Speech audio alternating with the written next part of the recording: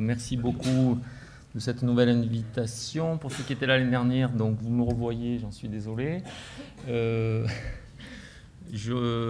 François Rivier de Montpellier aurait pu faire cette intervention. On sait, finalement, c'est moi qui l'a fait, mais on travaille main dans la main, donc c'est un petit peu la voix de la neuropédiatrie d'Occitanie qui parle à mon travers.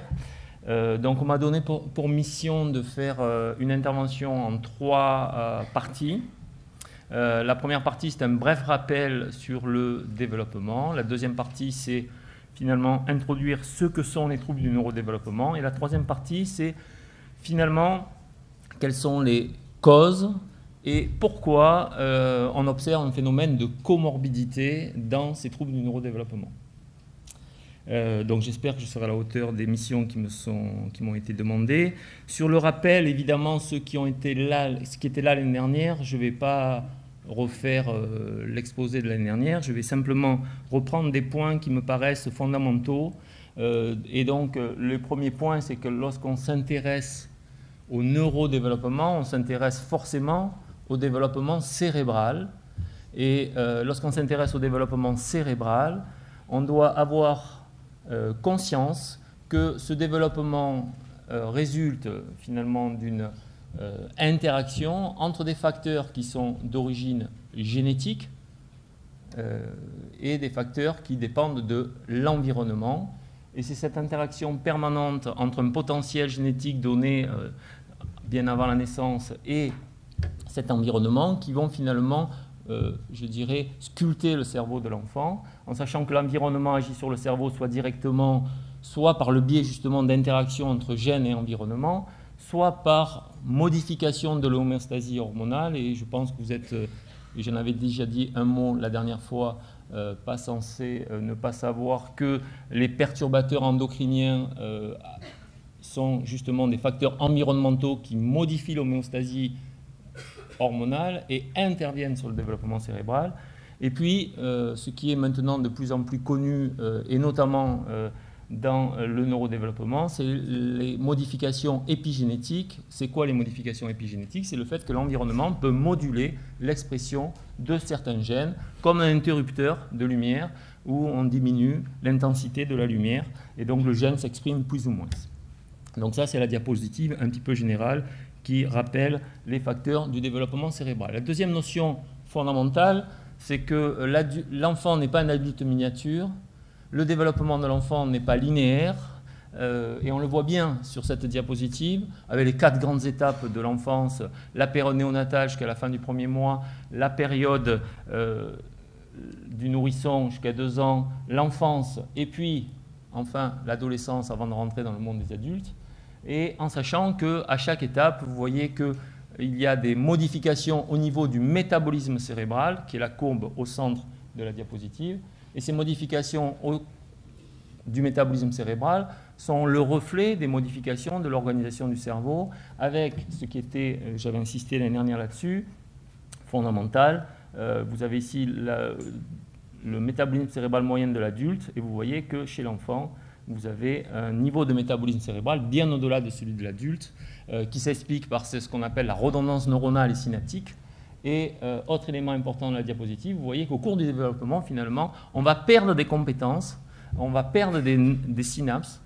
C'est le phénomène de stabilisation synaptique qu'a développé Changeux dans les années 80 et qui est maintenant bien démontré. Donc on peut dire, des points sur cette diapositive à texte, quelques points, je dirais, qui sont fondamentaux, c'est que le développement il débute dès la vie intra-utérine. Le concept des 1000 premiers jours vient d'être, on en avait parlé l'année dernière, je le replace ici, est fondamental dans le sens où on pense que c'est le dernier trimestre de la grossesse et les 2 premières années de la vie sont fondamentales. Et si je reviens juste en arrière sur la courbe, vous voyez bien que pendant cette période, ici, là, vous avez une augmentation exponentielle du métabolisme cérébral qui traduit bien cette redondance synaptique à cette période-là de la vie, qui fait que les choses sont possibles, que ces enfants viennent au monde, non pas comme on a pensé longtemps en arrière, démunis de toutes compétences, mais bien avec des compétences remarquables dans différents domaines, y compris le domaine des mathématiques. Donc le concept de l'ardoise vierge qui était développé par certains théoriciens du développement et évidemment a été balayé par les connaissances récentes. Que ces enfants ont des compétences relativement universelles, qui sont capables, et j'avais pris l'exemple des phonèmes, le traitement de la discrimination des phonèmes, de traiter des phonèmes dans toutes les langues, y compris celles auxquelles ils n'ont pas été confrontés lorsqu'ils sont jeunes, mais que progressivement ils se spécialisent du fait de l'interaction avec l'environnement dans le domaine qui vont lui être utiles au quotidien, et que ces acquisitions se font pendant des phases qu'on a définies de critique ou de sensible, les périodes où la plasticité cérébrale est finalement maximale et qu'il évidemment ne faut pas rater.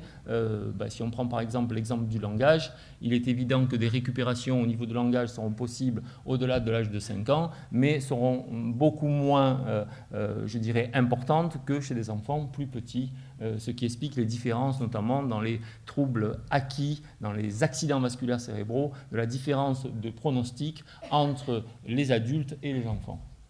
Alors, je ne vais pas refaire toutes les étapes, on m'a demandé de faire un bref rappel, j'ai choisi de ne pas refaire toutes les étapes du développement de l'enfant.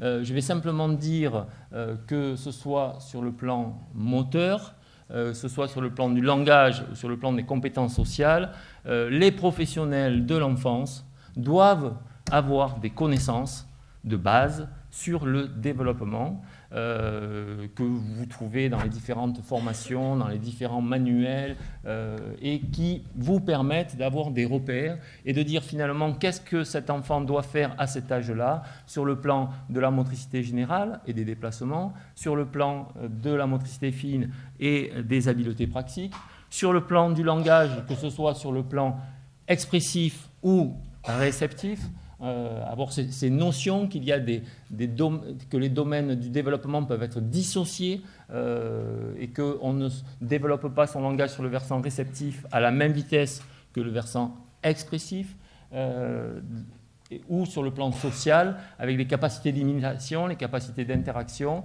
avec des étapes que l'on connaît et qu'il faut connaître pour pouvoir dire là je pense que cet enfant semble être en décalage par rapport aux attentes, par rapport à son âge. Par contre, j'insisterai un petit peu plus sur cette diapositive, je ne me souviens plus si je l'ai montrée l'année dernière, mais elle me paraît fondamentale, c'est que dans le développement, il y a une notion qui est essentielle, c'est la notion de dynamique de développement.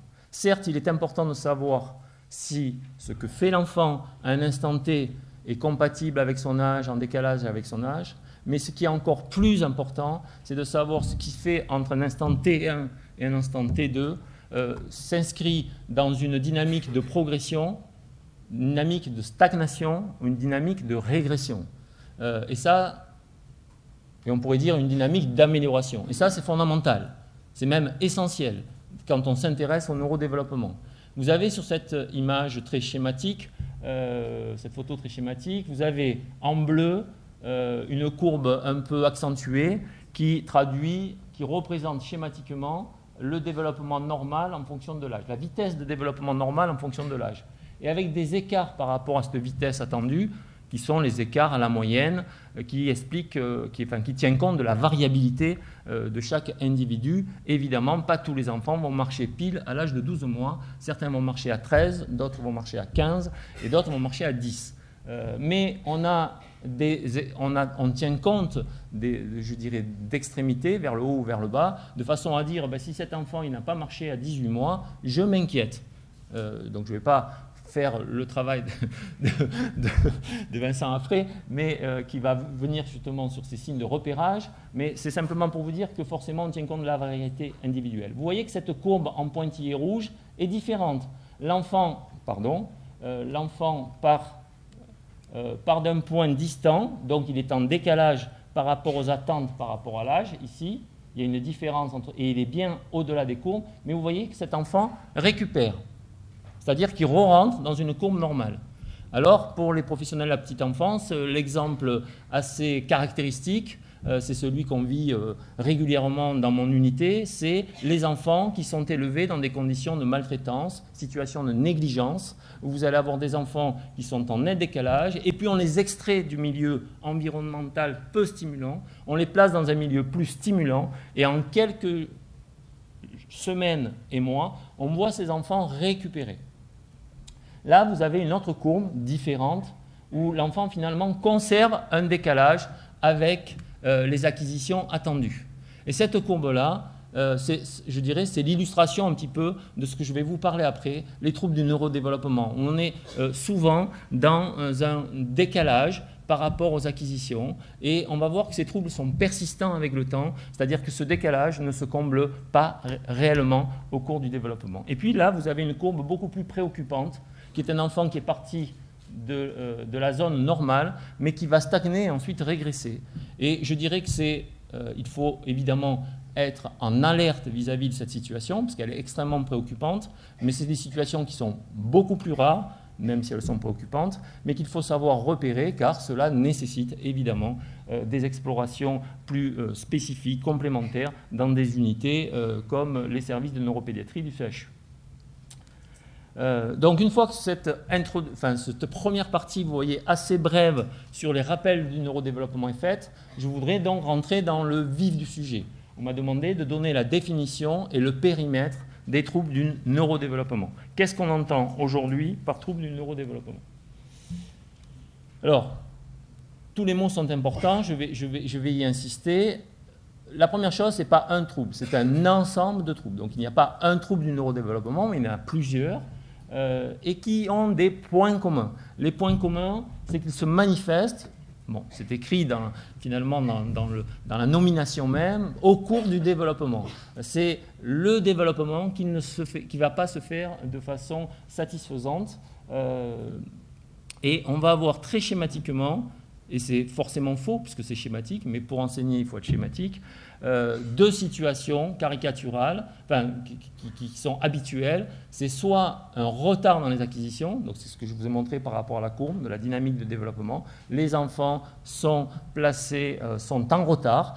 Au début, c'est le terme que l'on va utiliser. Vous allez voir que ce terme ensuite devient faux, parce que comme on va s'intéresser à la dynamique, on va se rendre compte que ce retard, il persiste. Et donc ce n'est plus un retard, ça devient un trouble.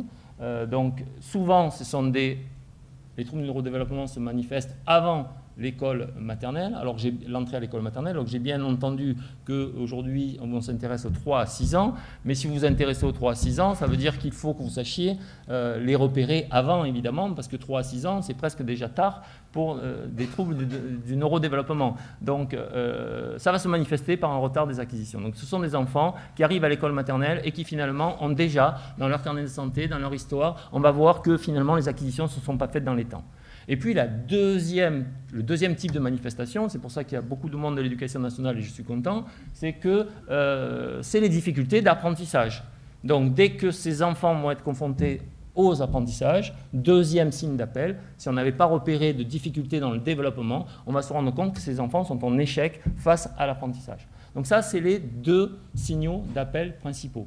Alors, il y en a un troisième que mes collègues pédopsychiatres disaient « tu en as oublié un », c'est les troubles du comportement. Effectivement, les troubles du comportement, mais le plus souvent, les troubles du comportement sont souvent réactionnels à un enfant qui a des difficultés par rapport aux apprentissages ou par rapport au décalage qu'il constate par rapport à ses camarades. Je ne parle pas, donc, alors que mes collègues du même âge s'expriment correctement, on ne me comprend pas, on me rejette, et donc, je vais développer des troubles du comportement. Et ces troubles du comportement peuvent être le symptôme qui amène à consulter un praticien à un moment donné. Et quand on creuse un petit peu, comme je vais vous le montrer, on va arriver à montrer que cet enfant, derrière se cache un trouble du neurodéveloppement.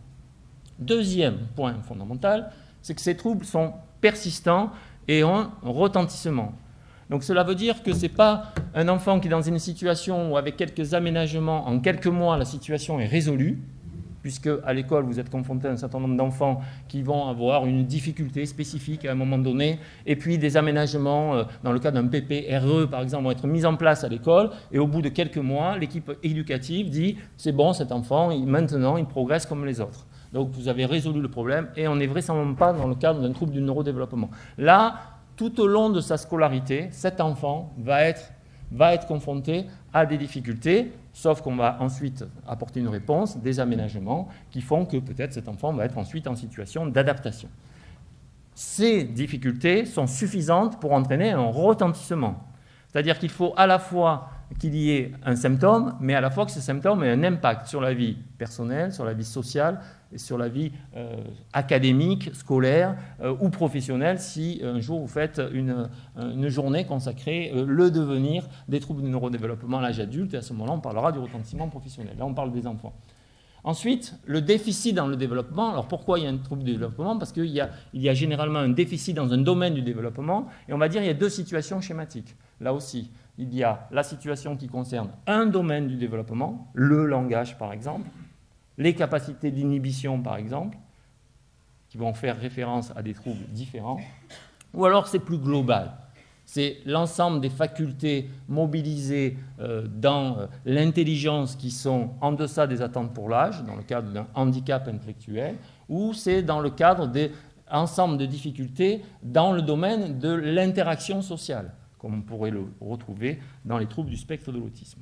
Donc soit spécifique, soit plus global, soit limité à une fonction, soit plus global à l'ensemble d'un ensemble de fonctions. Quand je vous ai dit un des symptômes est les retards d'acquisition, je voudrais que vous percevez le fait que le développement le retard peut être hétérogène. Et cette hétérogénéité, il peut être soit global, soit hétérogène, et c'est que cette hétérogénéité peut être un élément qui va nous aider à nous orienter vers quel type de trouble du neurodéveloppement. Je m'explique. Si vous voyez, donc là c'est l'exemple d'un enfant de 36 ou 39 mois qui a un retard de développement, mais il est hétérogène parce qu'il y a des domaines social, moteur où tout va bien et des domaines langage où ça va mal. Vous voyez que c'est dans la zone rouge. Donc c'est ce qu'on appelle un retard hétérogène du développement. Et c'est essentiellement dans le langage. Donc forcément, on va s'orienter vers évoquer un trouble développemental du langage oral. Ici, vous avez à contrario un enfant qui a 4 ans, mais qui fait les performances partout, que ce soit dans le domaine de la cognition sociale, dans le domaine moteur, dans le domaine du langage, qui fait des performances d'un enfant de 2 ans. Donc il a un décalage de 2 ans dans l'ensemble des secteurs du développement que j'évalue. Donc là, on va être orienté vers soit l'association de troubles, soit vers un futur handicap intellectuel, puisque le retard global du développement est un signe d'appel de la déficience intellectuelle qu'on nomme maintenant handicap intellectuel. Alors, ces troubles du neurodéveloppement, je vous l'ai dit, c'est un ensemble. Et il se trouve que les progrès, je dirais, des travaux des personnes qui travaillent dans ce domaine ont permis d'actualiser les classifications médicales et d'introduire le concept même de trouble du neurodéveloppement en 2013 dans la classification américaine.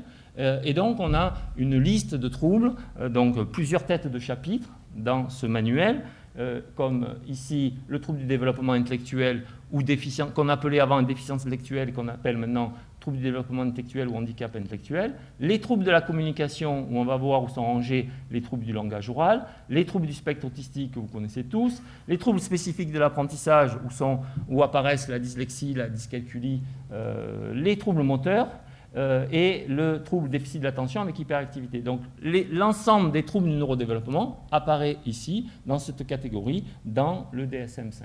Si je prends l'exemple d'un trouble, alors oui, je n'ai pas précisé que je vais vous épargner de passer en revue chacun de ces troubles. Ce n'est pas l'objectif. Vous avez un cahier de connaissances, je crois, avec des bibliographies qui ont été réalisées, et donc vous allez vous référer à cela. Si un trouble, vous êtes confronté à un trouble, moi je vais prendre des exemples pour vous amener des concepts et des notions.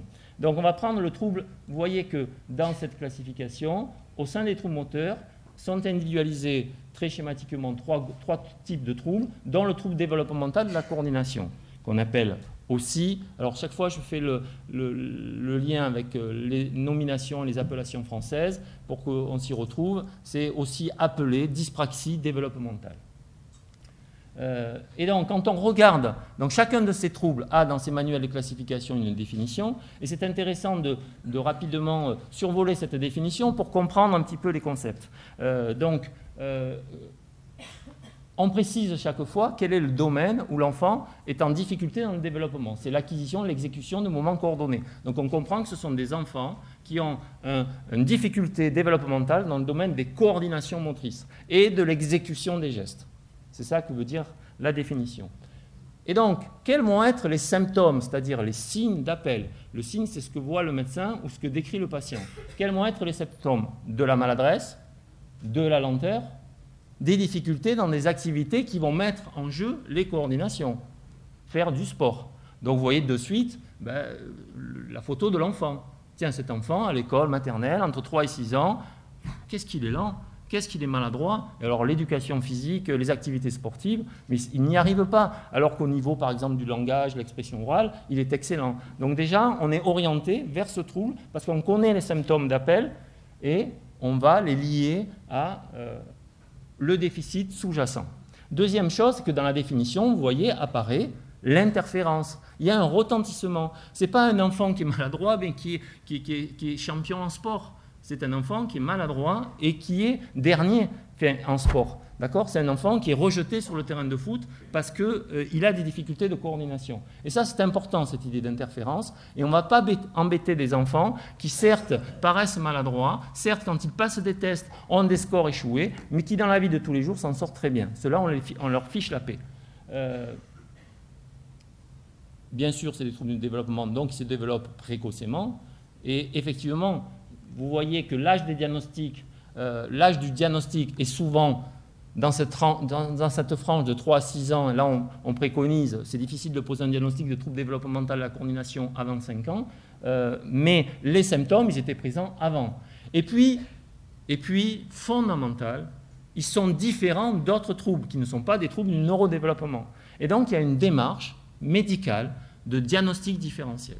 Et j'insiste là-dessus parce que ce que je constate, c'est que des diagnostics sont posés sans que cette démarche soit effectuée et on se retrouve dans des situations un peu dramatiques d'enfants qui avaient un diagnostic et à qui on découvre une autre maladie plus grave, plus embêtante et c'est très difficile évidemment aux parents. Donc il faut qu'à un moment donné, et puis les prises en charge ne sont pas tout à fait les mêmes et donc là, vous allez voir un enfant sur cette vidéo qui a un trouble développemental de la coordination, donc typique, on va dire. C'est une vidéo qu'on montre souvent quand on fait cours sur ce sujet qui a été filmé par nos collègues canadiens et qui montre que cet enfant-là, il est en difficulté dans ses coordinations, notamment celles qui impliquent une coordination oculo-manuelle comme dans les jeux de balle. Il n'apprend pas des essais que lui fait faire l'expérimentateur plusieurs fois de suite, contrairement à un enfant au développement typique qui, au premier essai, va échouer, au deuxième essai, va améliorer, au troisième essai, va réussir. Lui, c'est toujours imprévisible. Des fois, il réussit, on ne sait pas pourquoi. Des fois, il échoue, on ne sait pas pourquoi. Donc, il ne gère pas bien l'exécution du geste qui est soit trop ample, soit pas suffisant. Et cet enfant n'a pas et donc ça c'est le diagnostic différentiel, hein, c'est pour insister là-dessus, n'a pas une infirmité motrice cérébrale, n'a pas une paralysie cérébrale, c'est-à-dire que quand il est examiné par un médecin, il n'a pas des signes de l'atteinte de la voie motrice qui auraient pu se produire précocement dans la vie intra-utérine ou juste à la naissance. Et puis il n'a pas ça, c'est-à-dire que quand on le fait asseoir et se relever, il n'y a pas cette difficulté que l'on voit chez les enfants qui ont une myopathie qui pourrait se manifester comme un trouble de la coordination. J'ai du mal, je suis maladroit, mais en fait je suis maladroit parce que mes muscles sont défaillants, et mes muscles sont défaillants parce que je suis myopathe. Et ce n'est pas évidemment la même implication. Donc j'insiste sur ce diagnostic différentiel. Si je prends l'exemple ici des symptômes, les symptômes peuvent révéler différents types de troubles. C'est-à-dire qu'à partir de la lenteur que je vous ai dit tout à l'heure, on peut avoir différents types de troubles. Donc un symptôme n'oriente pas forcément vers un trouble unique. Ben, c'est pareil pour les difficultés de compréhension en lecture. La compréhension de la lecture, vous le voyez dans cette équation, implique de reconnaître les mots et de comprendre le langage oral. Si j'ai une difficulté de compréhension en lecture, cela peut être lié au fait que je n'arrive pas à reconnaître les mots de façon exacte ou fluente, donc je suis sans doute peut-être dyslexique, c'est la définition même de la dyslexie, mais si je suis dysphasique, j'ai un problème de compréhension de langage oral. Ou si j'ai un handicap intellectuel, je vais avoir des problèmes de compréhension de langage oral. Et donc, vous allez voir que dyslexie, dysphasie et handicap intellectuel peuvent se manifester par un trouble de la compréhension du langage écrit, par une difficulté à comprendre à l'écrit. Mais ce n'est pas pour les mêmes raisons. Le dyslexique, c'est parce qu'il ne reconnaît pas les mots. Le dysphasique, c'est parce qu'il ne comprend pas. Et le déficient intellectuel, c'est qu'il ne comprend pas d'une manière générale les choses abstraites. Donc, il va avoir des difficultés pour comprendre l'écrit. Donc, ces troubles du neurodéveloppement, vous voyez, c'est une jolie rosace. Et je crois qu'il faut avoir quand même une notion épidémiologique. On parle plus de certains que d'autres.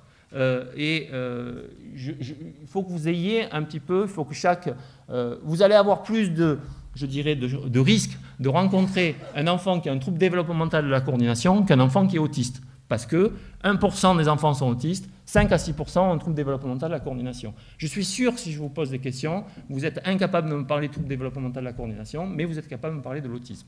C'est normal. Parce que sans doute l'autisme a un impact beaucoup plus important dans la vie de tous les jours, et donc les associations de familles se sont mobilisées plus, les moyens de la recherche et les moyens attribués à nos autorités pour la recherche est plus important. Regardons dans cette diapositive de Dorothy Bishop, qui est une des chercheuses sur les troubles du développement du langage oral, et qui en 2010 nous dit en 25 ans, vous avez 16 000 publications scientifiques de haut niveau sur l'autisme, vous en avez 12 000 sur le déficit de l'attention et vous en avez 150 sur le trouble développemental de la coordination. Donc, si vous voulez, vous voyez qu'on ne peut pas être au même niveau dans la connaissance des troubles puisque la recherche derrière est un petit peu inégale. On a plus de connaissances sur l'autisme et le trouble déficit de l'attention que l'on en a sur le trouble développemental de la coordination. Or, évidemment, les choses changent avec les années. Alors, prenons maintenant une histoire typique de trouble neurodéveloppemental. Maintenant que vous avez acquis les concepts et les notions. Oscar, 4 ans, vient à son père avec la consultation. Donc je suis dans le thème, 3 à 6 ans, je ne me suis pas trompé. Il a un vocabulaire de 50 mots, il commande des associations de mots, mais ne construit pas des phrases. Si vous connaissez les étapes du développement normal de l'enfant, vous dites là, il y a un problème. À 3 ans, on fait des phrases, on est intelligible. Là, il a 50 mots et commande des associations. Vous savez que c'est 18-20 mois. Donc, vous voyez un décalage. Ce décalage, il me paraît significatif. Il est en maternelle et la maîtresse nous dit elle-même qu'elle doit reformuler les consignes. Donc, il y a manifestement une difficulté de compréhension. Et quand on le voit, il est plutôt opposant. Donc, il a quelques troubles du comportement. Il se réfugie dans les bras de son père. Très bien. On va faire le travail du spécialiste du neurodéveloppement. On va reconstituer l'histoire de cet enfant. Qu'est-ce qu'on sait de cette histoire de cet enfant? On sait qu'il a une périnatalité normale, on reconstitue la dynamique de développement, on voit que sur le plan moteur, les choses se passent bien, la propreté, l'acquisition de la propreté se passe bien, il aime les jeux de construction, il n'a pas de troubles du sommeil et de l'alimentation, il n'a aucun antécédent médical, il est examiné, il est normal, et comme dans tous les troubles du neurodéveloppement, on va s'intéresser aux entrées sensorielles, auditives et visuelles. C'est du langage, il faut absolument avoir un bilan auditif. Et là, on voit que cet enfant a eu des drains transtympaniques, mais le médecin sait que ce n'est pas ces drains qui expliquent ce décalage important dans le langage. Il a 2 sœurs qui vont bien, et il est dans un environnement de bilinguisme, mais ce n'est pas ça qui explique ce retard dans le langage par rapport aux connaissances qu'on a sur le bilinguisme. Donc, on va l'orienter vers un spécialiste du langage, puisque cet enfant a un problème de langage. C'est l'orthophoniste à ce jour. Et on va évaluer objectivement ses compétences de langage.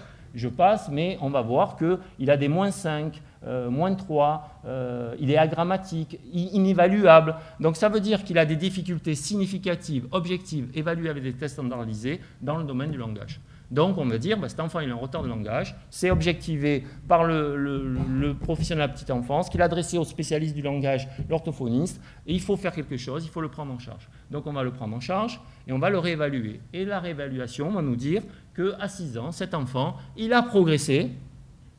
Donc, si vous vous souvenez des courbes de dynamique de développement, il a progressé. Ce n'est pas une maladie progressive, donc il n'a pas stagné, il n'a pas régressé, il a progressé, et vraisemblablement grâce à la rééducation. Mais par contre, il conserve un décalage. Parce qu'effectivement, quand cet enfant s'exprime, il ne s'exprime pas comme un enfant de 6 ans. Il a des difficultés pour construire des phrases. Alors, qu'est-ce qui s'est passé? Alors, cette vidéo n'est pas de très bonne qualité, on n'entend pas très bien, mais il doit raconter l'histoire des 3 petits cochons. D'abord, les cochons, ils sont restés méchants. Un bail, un ronde et un brique. Après, il arrive. Donc, je ne vais pas insister, vous sentez les difficultés d'expression orale de cet enfant sur le plan phonologique et syntaxique. J'entends pas du tout ce que tu dis. En plus, il s'exprime pas il a peu de confiance en lui, donc il réduit un petit peu la tonalité. L'orthophoniste lui dit « j'attends rien ». Nous non plus d'ailleurs. Oui. Et donc, on va réévaluer cet enfant sur le plan orthophonique. On va objectiver les progrès. Il a progressé, mais il garde des difficultés. Qualitativement, j'avais l'impression que c'est un domaine phonologique syntaxique, mais je suis pas, voilà, je peux me tromper. Objectivement, l'orthophoniste qui utilise des grilles qui permettent une évaluation objective nous dit, ben oui, en phonologie, il est toujours en dessous de moins de DS, et en syntaxe ici, il est toujours inférieur au 5e percentile, ce qui correspond à peu près à moins 1,65 DS, donc c'est faible. Donc cet enfant a bien un trouble du langage oral, persistant. Alors vous allez me dire, mais qu'est-ce qui vous dit qu'il n'est pas déficient intellectuel? Alors si vous avez remarqué, il avait au début des problèmes, quelques problèmes de compréhension. En fait, avec la prise en charge, on ne les retrouve plus. Et surtout, on va faire passer un test de WISC avec un enfant qui a des compétences évidemment bonnes dans le domaine non verbal et plus faibles dans le domaine verbal. Donc un profil de WISC qui vient un peu corroborer mon diagnostic de trouble du langage. Donc, qu'est-ce qu'il a, cet enfant? Si je prends mon manuel de classification, il a un trouble de la communication, qui est un trouble du langage, parce que ça intéresse des domaines du langage. La syntaxe, la phonologie, c'est du langage. Et je dirais, cet enfant, il a un trouble du langage qu'on appelle en France trouble spécifique du langage oral, qu'on appelle dysphasie. Alors, ces termes-là n'apparaissent pas dans le DSM-5. Trouble spécifique du langage oral n'apparaît pas. Mais Dorothy Bishop, la spécialiste du langage, dit que c'est un trouble développemental du langage oral. Et c'est différent. C'est différent de ça. Alors, dis-moi, tu as quel âge, Daniel? 5. C'est un enfant. Tu es sûr? Oui. D'accord. Et donc alors, il a 6 ans. C'est un enfant du même âge que les deux voix. Je veux jouer, mais pas aussi. Qui a aussi un trouble du langage, parce que ça fait plusieurs années qu'on le suit et qu'il a ses difficultés. Je joue avec ça, avec caméra, avec maman. Tout le monde jouer. D'accord. Et à quoi tu joues avec maman? Elmo. Qui c'est Elmo? C'est mon ami. Elmo, c'est qui tourne en pile. Ah, mais est-ce que c'est un petit garçon ou est-ce que c'est un jeune? La situation, elle est différente. La situation est différente parce que cet enfant, il a une dysmorphie faciale, une morphologie de visage particulière qui oriente vers une pathologie génétique et un syndrome de Williams. Et il a des particularités dans son profil linguistique qui évoque un syndrome, qui confirme, qui évoque le syndrome de Williams, mais qui est confirmé génétiquement. Et puis c'est différent de cet enfant qui a 6 ans, qui a un trouble du langage, mais qui en même temps a des difficultés dans un domaine particulier du langage qui s'appelle les aspects pragmatiques, parce que cet enfant il a un trouble du spectre de l'autisme.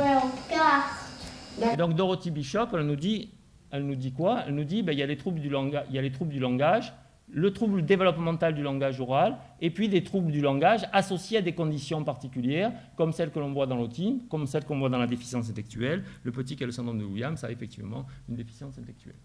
Donc, d'où ça vient? Il me reste que 5 minutes pour parler d'où ça vient. Alors, on va faire simple. Uta Frys est une chercheuse qui a travaillé dans l'autisme et les troubles du langage et a proposé ce modèle. En fait, quand on dit d'où ça vient, il faut voir qu'on peut s'adresser à plusieurs niveaux. On peut dire d'où ça vient au niveau cognitif. Qu'est-ce qui fait que la lecture est atteinte chez un dyslexique? Chez les dyslexiques, la lecture elle est atteinte le plus souvent aujourd'hui parce qu'il a un problème phonologique. Il a un problème d'un déficit des traitements des processus phonologiques. Mais on peut dire aussi d'où ça vient au niveau cérébral. Le dyslexique, au niveau cérébral, ça vient d'un dysfonctionnement des régions hémisphériques gauche. Mais pourquoi ces régions hémisphériques gauche dysfonctionnent? Et là, on va dire qu'il y a deux situations finalement. Il y a la situation des troubles que je qualifierais de primitifs, les fameux troubles 10, la dyslexie, la dysphasie, où on a finalement une étiologie multifactorielle et complexe, où interviennent des facteurs génétiques et des facteurs environnementaux. Et puis les troubles secondaires, comme je viens de vous montrer, dans l'alcoolisation fœtale, par exemple, dans le syndrome de Williams-Weber, on sait d'où ça vient. Ça vient d'une microdélétion sur le chromosome 5. Donc là, la dyslexie, si on la représente schématiquement, voilà l'étiologie de la dyslexie. Vous allez dire, j'y comprends rien. Mais si, vous y comprenez. Il y a interaction de facteurs génétiques, et aujourd'hui, on sait qu'il y a 9 loci sur le génome qui sont impliqués, ce qu'on appelle des gènes de susceptibilité, et qui interagissent avec des facteurs environnementaux. Le tabagisme pendant la grossesse est un facteur environnemental. L'exposition à une langue étrangère, c'est un facteur, l'anglais, il y a plus de dyslexie en anglais qu'en italien, parce que les langues n'ont pas la même transparence.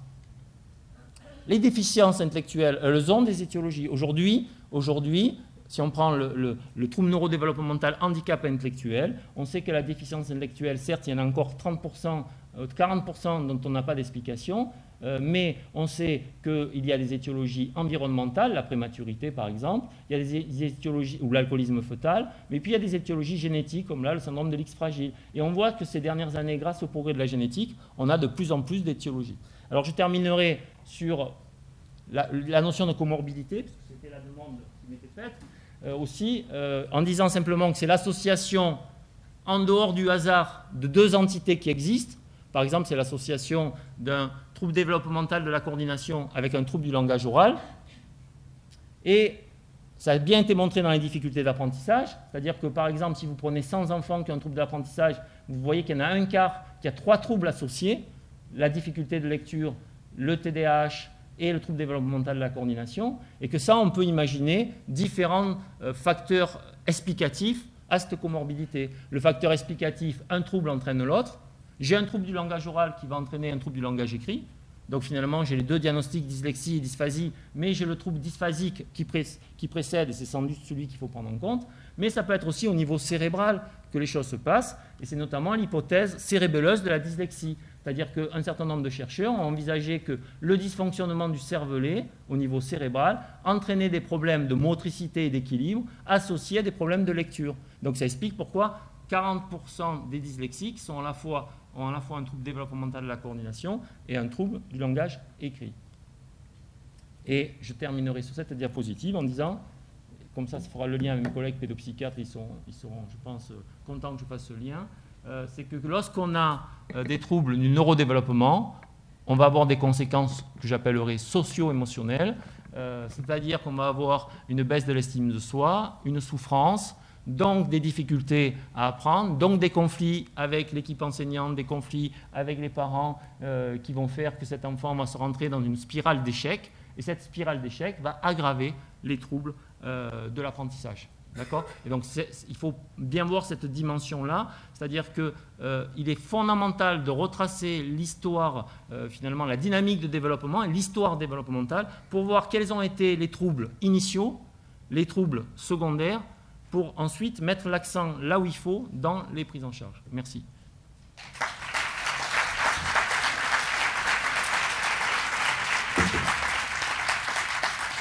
C'est 15 minutes de questions, 10 minutes ? Combien ? 10 minutes de questions. C'est parti.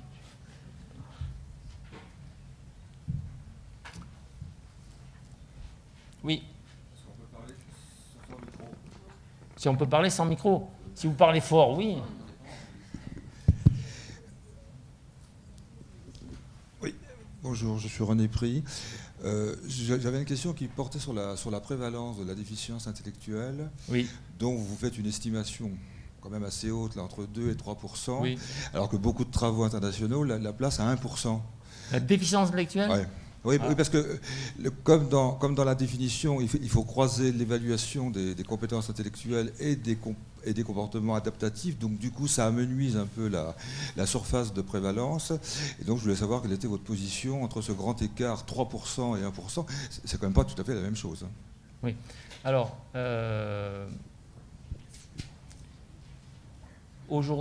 aujourd'hui, et à ma connaissance, mais vous me dites qu'il y a d'autres littératures, on a l'habitude de dire 2 à 3% de la population générale. Ensuite, c'est une réalité que si l'on va sur la définition de la déficience intellectuelle, il y a un grand nombre d'équipes qui n'utilisent pas les outils complet et donc n'utilise pas d'échelle adaptative pour poser le diagnostic. Et donc forcément, on a sans doute une surestimation par les 2 à 3%. Maintenant, après, est-ce qu'il y a des travaux récents qui ont fait des publications? Je ne les ai pas vus passer, donc j'en suis désolé. Voilà. J'ai pas d'autres...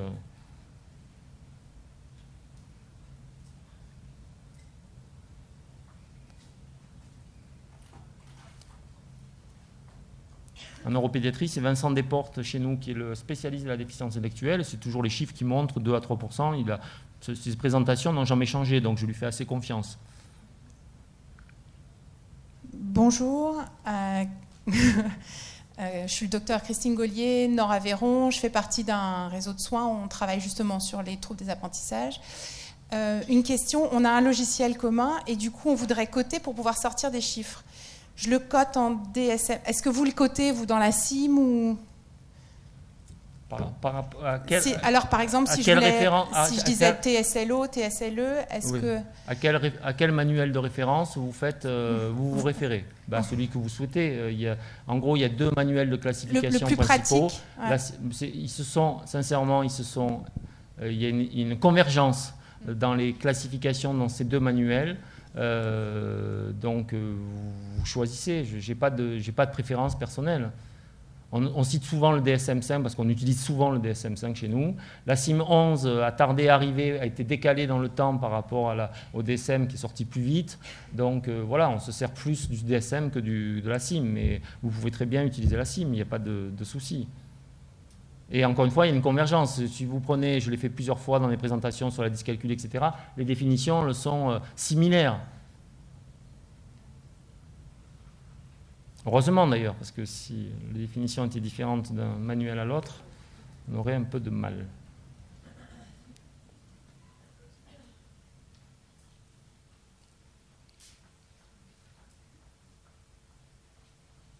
Pas beaucoup de questions sur les troubles du neurodéveloppement. C'est la journée, elle est consacrée à ça. Oui. Bonjour.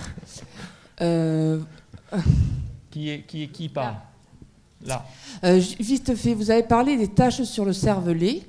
Est-ce que vous pouvez développer un petit peu? Non, j'ai pas parlé de tâches. C'est pas voilà. de tâches. Mais sur l'équilibre et sur les conséquences. J'ai voulu montrer, mais c'est vrai que j'ai un peu accéléré à la fin parce que j'ai pris un peu de temps pour la partie centrale qui me paraissait essentielle. Et puis on m'avait demandé d'essayer de donner des pistes par rapport à la comorbidité. Donc quand on réfléchit à pourquoi des troubles sont souvent associés entre eux, plus que ne le veut l'association liée au hasard, on est forcément amené, et c'est le travail de mon équipe de recherche est là-dessus, donc je travaille depuis maintenant 15 ans sur ça, on est forcément amené à faire des hypothèses. Ça peut être une hypothèse au niveau cognitif. En fait, c'est une même fonction qui dysfonctionne dans les troubles du développement moteur et les troubles de la lecture, puisqu'ils sont associés dans 40 à 50% des cas. Quand vous avez un enfant dyslexique, il est dyspraxique dans 40 à 50% des cas. Donc pourquoi ? Donc on peut se dire c'est la même fonction. Donc nous on a fait l'hypothèse d'un trouble au niveau de la mémoire et de l'apprentissage procédural. Donc ça c'est au niveau cognitif.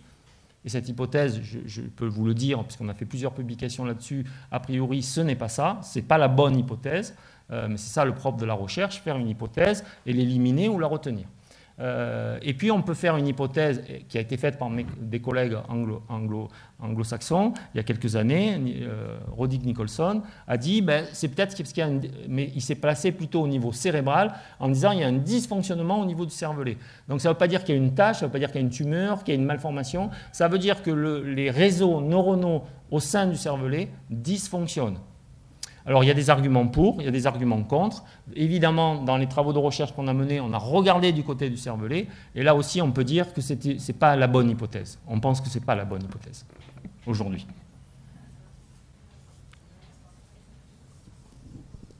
Oui, Hubert Daudet, donc pédiatre à Montpellier, au CAMS. Moi, je voulais savoir quelle était la place des troubles des fonctions exécutives dans les troubles du neurodéveloppement. Alors, l'hypothèse, dans le TDAH, par exemple, le trouble des fonctions exécutives est au centre du TDAH, puisque une des fortes hypothèses du TDAH, c'est un défaut d'inhibition, et donc qui fait partie évidemment des fonctions exécutives, puisque les fonctions exécutives, encore une fois, c'est un ensemble de fonctions. Voilà. Après, dans la dyslexie, la dyslexie n'est pas liée à un trouble des fonctions exécutives. Aujourd'hui, c'est les processus phonologiques qui sont en jeu et ce n'est pas les fonctions exécutives qui expliquent. Il y a des hypothèses dans l'autisme qui ont soulevé aussi à un moment donné les fonctions exécutives et je ne crois pas que ça soit l'hypothèse principale qui est retenue dans l'autisme. Donc effectivement, on a évoqué les fonctions exécutives dans les différents troubles pris individuellement.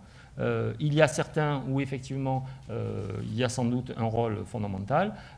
On l'a évoqué aussi dans la dyspraxie développementale. Il y a certaines pistes qui sont soutenables dans le trouble développemental à la coordination qu'il y ait une atteinte des fonctions exécutives, mais les études, le problème, ne tiennent pas compte souvent de la comorbidité avec le TDAH, donc on ne sait pas si c'est lié au TDAH ou si c'est lié à un dysfonctionnement primitif.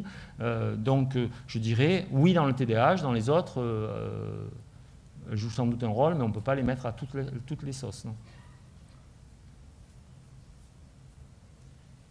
Anne Villanueva, psychomotricienne au CAMS. Donc moi, c'était plus pour le trouble des coordinations. C'était plus au niveau des tests qu'on utilise. Donc nous, par exemple, on a le MABC.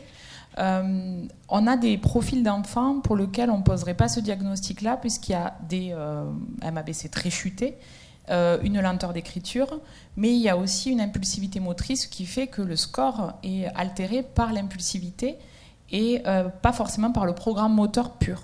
Donc voilà, des fois c'est les cas pour lesquels on ne poserait pas un diagnostic de TDC, mais pour lesquels il y a tout un environnement, on va dire, d'impulsivité motrice sans le TDAH qui des fois nous pose des questions.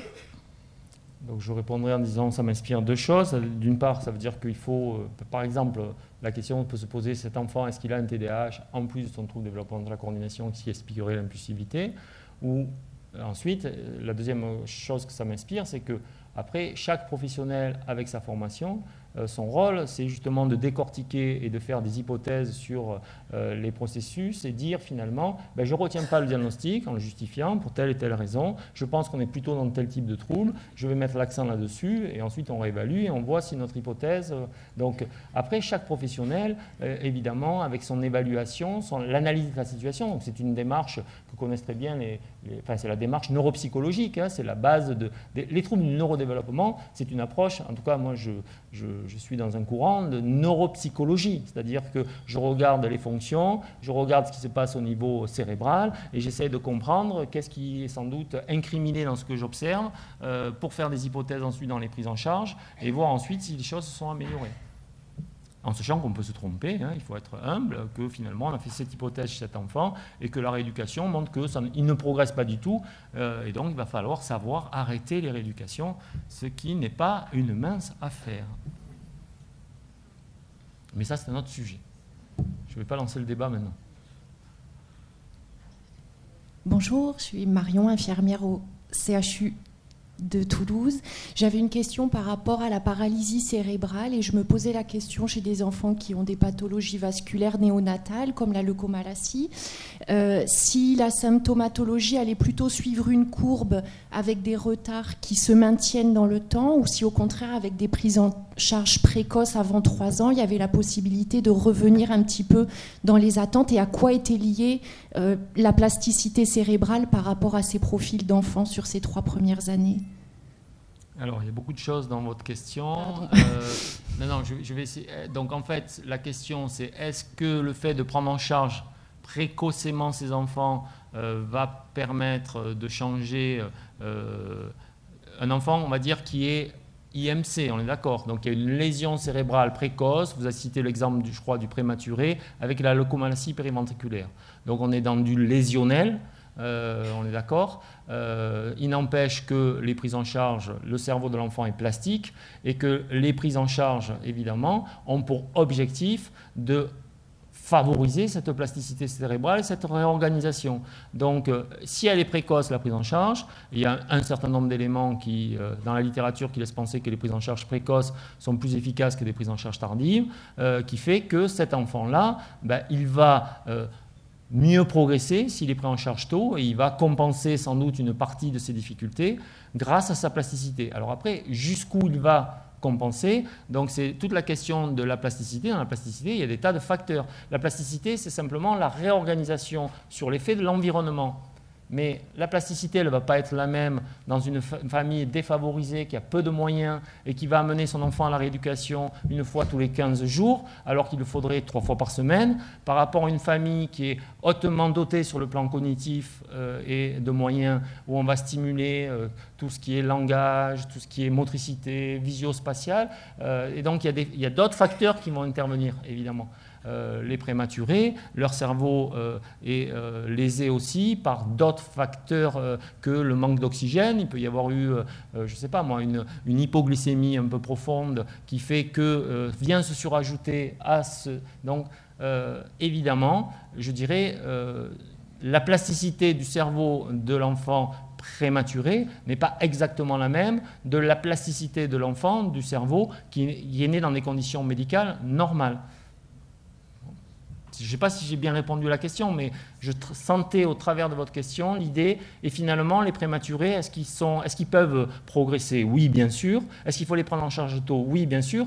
Et alors, j'insiste là, puisque c'est le côté, on a parlé des enfants vulnérables, le fait qu'on soit prématuré, le fait qu'on ait, par exemple, des taches café au lait dans une maladie neurogénétique qui est une des plus fréquentes, et dont on sait qu'ils vont avoir dans 50% des cas des troubles du neurodéveloppement, secondaires, mais des troubles du neurodéveloppement, ben ça permet aussi de dire, je vais agir plus tôt, parce que j'ai déjà des signaux qui m'indiquent que cet enfant, il est à risque, donc je vais même le prendre avant. Alors que l'enfant qui est dyspraxique lambda, en fait, on va le découvrir au cours du développement, et parfois on le découvre un peu tard. Là, le fait qu'il soit prématuré, un des, entre guillemets, avantages, c'est que, attention, bébé, on va le surveiller celui-là, il est à risque. Et on a les données de la littérature qui nous le disent.